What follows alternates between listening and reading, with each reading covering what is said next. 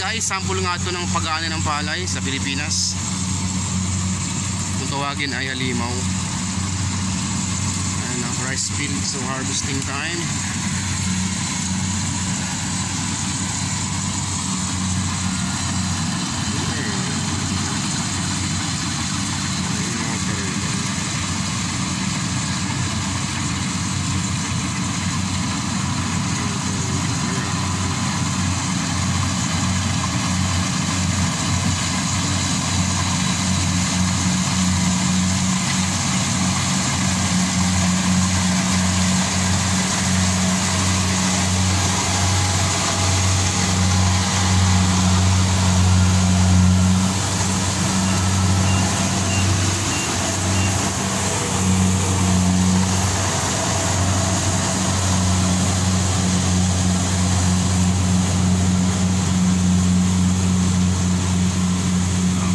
Kung first time mo lang sa aking channel, don't forget to like, comment, and share.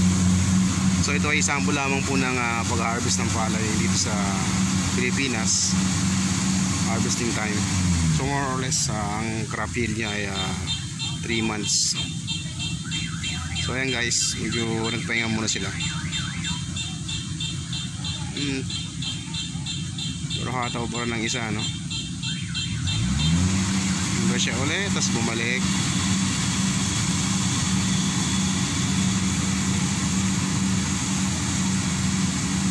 Okay, thank you for watching.